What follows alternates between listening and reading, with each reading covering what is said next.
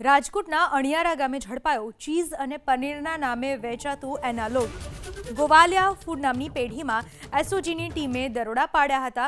દરોડા દરમિયાન 400 કિલો પ્રતિબંધિત એનાલોગ પનીર અને 150 કિલો એનાલોગ અન્ય ચીઝ મળી આવ્યું।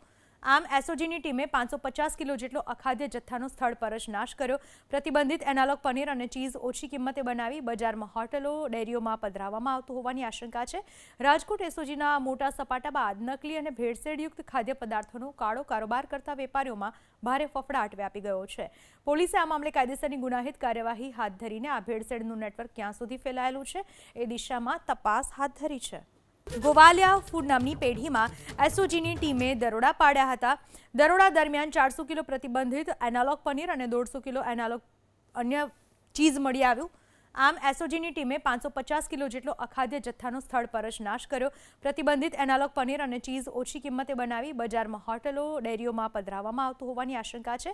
રાજકોટ એસઓજીના મોટા સપાટા બાદ નકલી અને ભેળસેળયુક્ત ખાદ્ય પદાર્થોનો કાળો કારોબાર કરતા વેપારીઓમાં ભારે ફફડાટ વ્યાપી ગયો છે।